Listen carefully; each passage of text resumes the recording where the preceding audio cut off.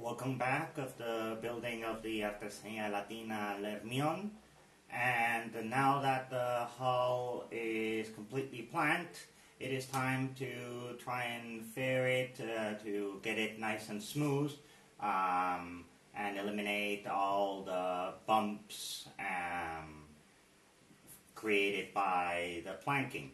So the first step that I've done is to completely cover the whole hull in wood filler, very fine type that will cover holes up to 2 millimeters. And with this, it has created a hard shell to be able to sand it down. So to sand it down, I'll be using different blocks with sandpaper. First coarse one, 60 grit, and then 120, and this will enable me to put down all the high spots and identify where there are still some holes. So once I do this once, I'll do it again 1 or 2 times more after that to make sure that the holes are filled in and everything is smooth. So I'll go ahead and do that and show you the result. This is the result after the first application of the filler and the sanding.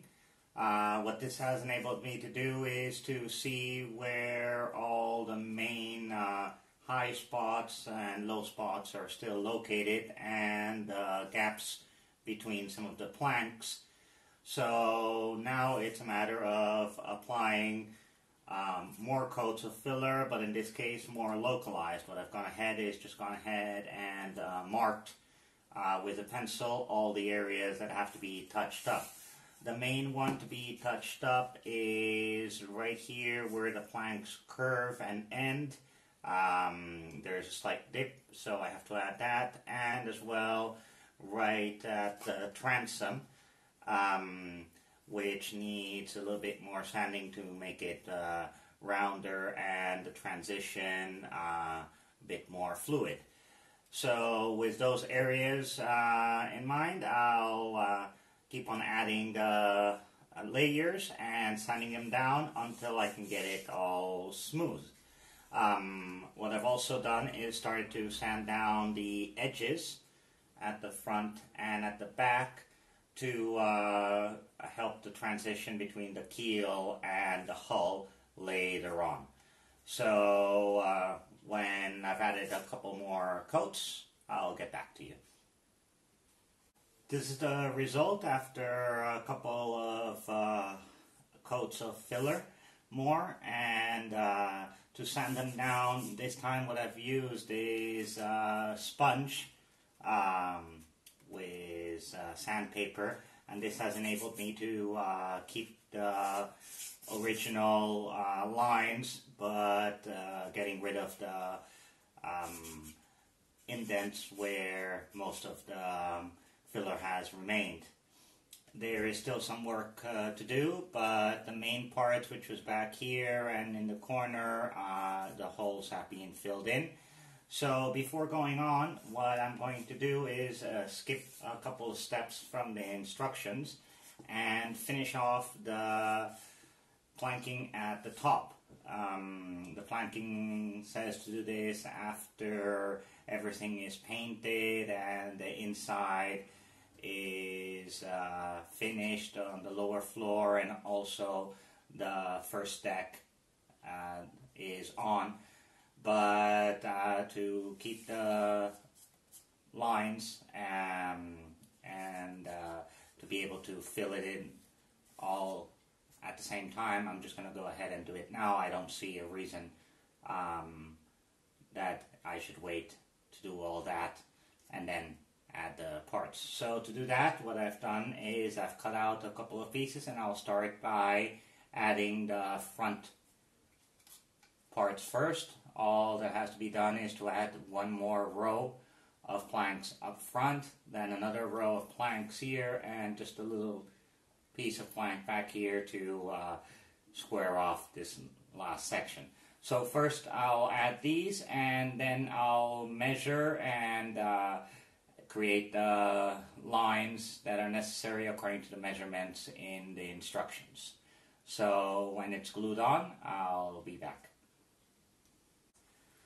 So here I've added the upper planks on both sides, and to do this what I did was used wood glue and then some clips perpendicular to hold down the plank in a vertical position with the ones already existent. And once they were dried up, I've also added 2 more little pieces of plank back here. They've been extended 21 millimeters from this stanchion right here, which according to instructions is the limit they should be at. And then I sanded down the upper part to make it flush with the existing part. So once I did that, I also sanded down the forward edge to keep it in line with the stanchions, again following the instructions. Finally, I went ahead and marked on the inside the height at which this last plank has to be cut off. I measured with instructions at the front 4 millimeters, and then 10 millimeters in front of this stanchion it should reach 7.5 millimeters. So when I marked that, I took a thin strip of 0.5 millimeters and bent it into place, and then drew a line down it to keep that in a straight line. To calculate the lengths, I put in the full stack and added 0.5 of a millimeter to where those lines have to be, because it will have the planking on top of the full stack, which will measure half a millimeter. So once I did that, I marked the line at which it had to be 7.5. This brings in the first problem with the instructions. According to instructions, from this point to this other part has to slant down in a diagonal line, but following instructions later on, it changes its mind, and this 4 millimeter line from the full stack has to go all the way up to here. So what I will do is ignore that first instruction and just go ahead and continue this line all the way up to here, since it's not clear why they changed their mind and there's no reference to it.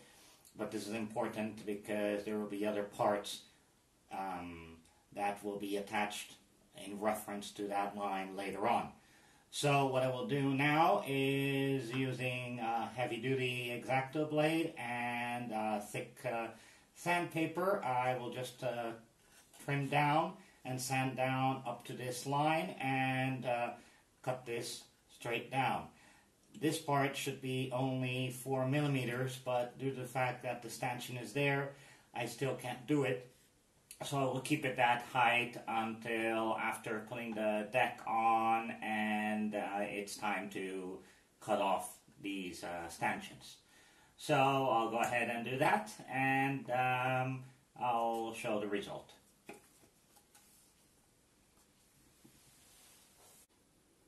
I've sanded down the pieces to the appropriate height in instructions, and to make sure they fit in well and according to the height, I've put in the upper deck and again added half a millimeter to all the measurements that appear in the plans.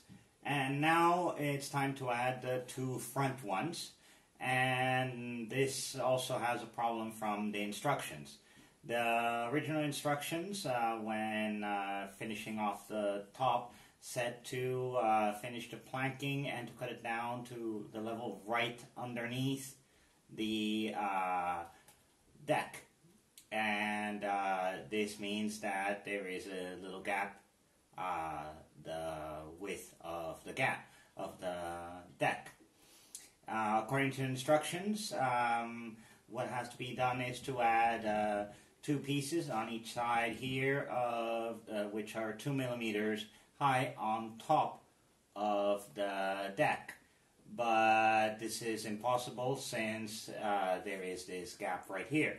So what I've gone ahead and done is to bend and create 2 pieces from the normal planking, which are 5 millimeters tall, and I will add those in place here with white glue, just as I did with the other ones. And this will mean that I have an excess of 0.5 millimeter, which I can sand down pretty easily. Also, this will mean that I will probably have to sand down the front of the deck a little bit to be able to fit it in once these pieces are in as well. Also, what I've done is measured to the 4 millimeter gap up front, and therefore to be able to fit the mast in, I will probably have to cut off a little bit and shape it in a semicircular fashion, but that way it will be much easier than just leaving the whole gap right here. So I'll go ahead and glue that in, and that should take care of all the planking on the upper section with the correct spacing that the instructions ask for.